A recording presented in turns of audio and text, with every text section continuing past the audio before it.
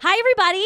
I'm in a room. Thank you guys so much for coming. I'm Chelsea. I do afternoons with this guy over here, B-Dub, on 106.7 The Bull. Nina, I'll let you introduce yourself. I'm Nina Blanco. I do the Party Morning Show on 95.7 The Party with Deuce and Dubs. So we are so stoked to have AJ from the Backstreet Boys here.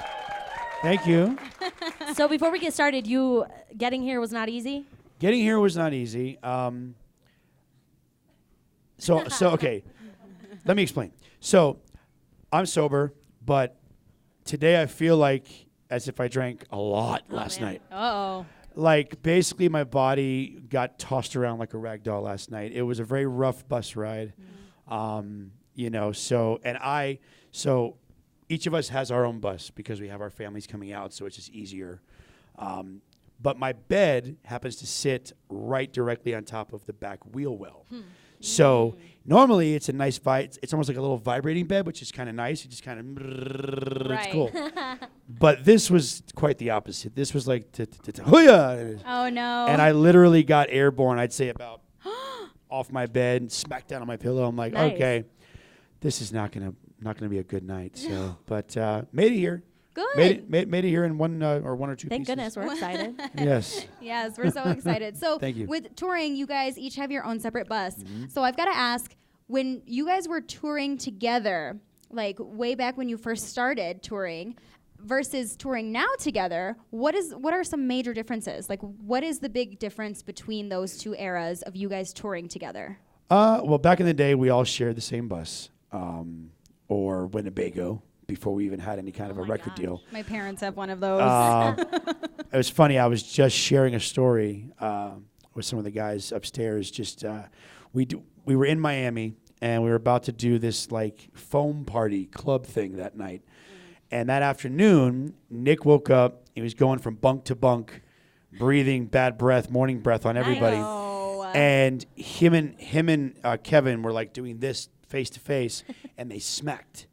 And I guess he didn't break Kevin's nose, but Kevin starts gushing blood out of his nose. No. And it was just traumatic. But now that we're all married, we all have kids. You know, we used to joke about backstage we'd have bottle service. Now it's baby bottle service. Aww. Very nice. We have the guest room, and then we have the family room. So the family room has either toys, although now it's just everyone's kid on their iPad like this. Right, the iPad. Growing a horn out the back of your neck. But I mean, it's kind of nice now. Like things backstage have calmed way down. Yeah. You know. So whose idea was it to kind of go back out on tour? Was it all of yours? Was it one of yours? I'm sure you had fans being like, "We want to see you guys. We want to see you guys." But how did it actually happen? I mean, we've been like once we started doing the Las Vegas residency, we were talking about making a brand new record, and you know, we had just our last tour finished in 2013 or 13, I think. Yeah. So it had been 5 years since we had anything out, and we wanted to like take our time with this record. The DNA album took us about almost 3 years to make. We were very, very nitpicky and kind of perfectionist like we always are, and we didn't really kind of have a direction of where the album was going to go until we recorded Don't Go Breaking My Heart. And from that moment, that was a catalyst to kind of set off this whole chain of the kind of direction of the album and this, that, and the other. And at that point, we're like, okay, we definitely have to, tour this. So while we're still in Las Vegas, we dropped the album, and tickets went on sale, and the tickets went phenomenally well. We sold out the tour, and we're going to come back again next year for a second time in the U.S., a second time in pretty much everywhere. Like, this will be about a 2.5 year tour. Wow, that's amazing. And honestly, after 26 years to come back out and have a number one album is unheard of. It's unprecedented, and we couldn't be more blessed and more grateful. And I said it last night in our show in Utah. I was like, look, there's two reasons why we're still here. The music and you guys. That's it. The fans and music, that's the only reason. Plus, we're still having fun. Yeah. But like the music and the fans is what really drives us. Absolutely. So with your fan base, have you seen it change and evolve with you guys throughout the years from... Oh, yeah. Do you guys still have all the crazy screaming teeny boppers like I was when you guys were... We do, except there's a slight difference now because there's alcohol involved. Right. So what was an innocent scream is a different kind of scream now. Definitely back in the day, it was, I'd say, heavy petting. Now it's grab and grope if you can my reach God. us. Like if we do after parties and you're walking through the crowd, like I usually at our after parties, I'll go out and take selfies with hopefully everybody at the party.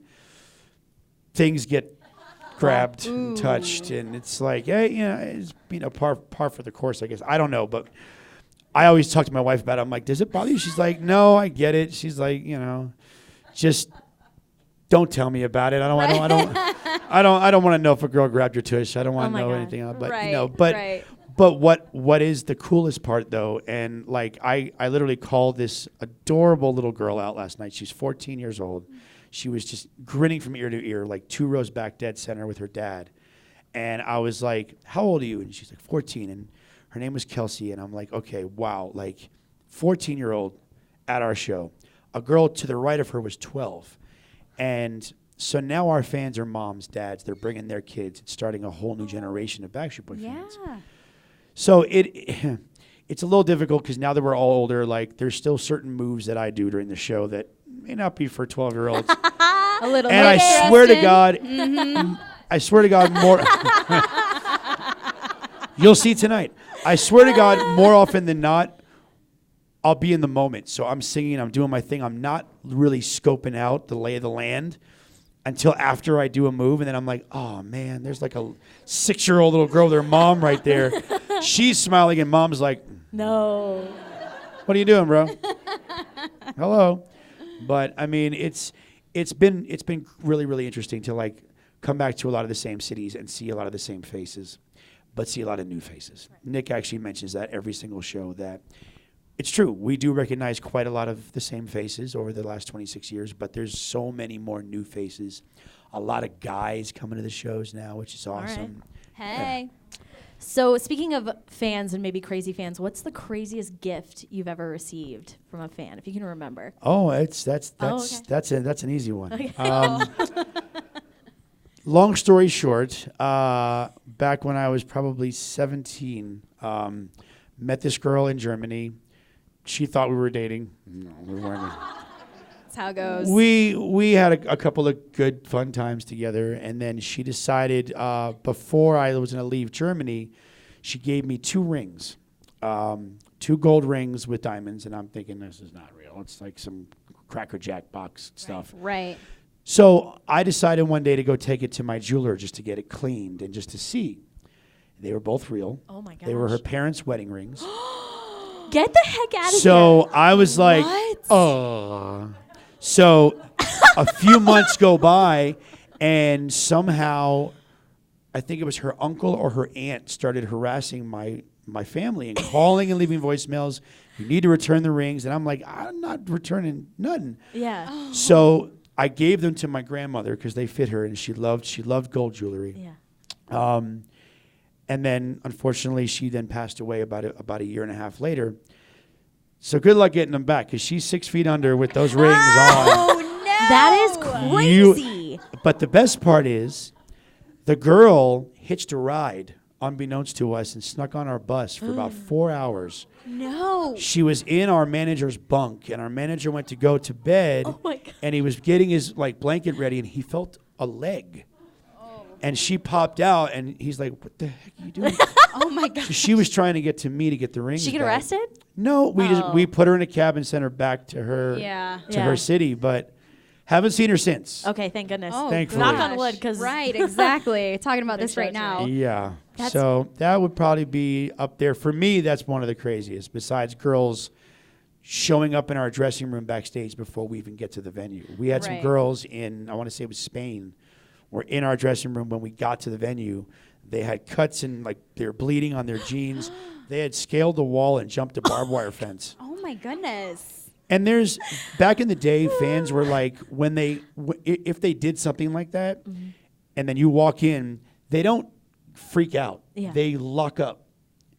But when they realize that you're there and that it's real and that our security is about to come grab you, that's when something goes off and they go for the neck, or they go for the body. They just want to touch you in some sort of way? And then they don't want to let go. It's like full on kung fu grip. Wow. Oh, yeah. Oh, man. probably gotta hurt. Teenage girls are strong. Yeah. It's true. It's like that whatever that And whole crazy. theory is, like when as a parent, if your child's in danger, like you get superhuman strength. Right. Teenage Backstreet fans are like grown adults with their child. They get superhuman I strength. want what I want, and I want it now. Yes, exactly. I want Nick right now. Now. Lock him down.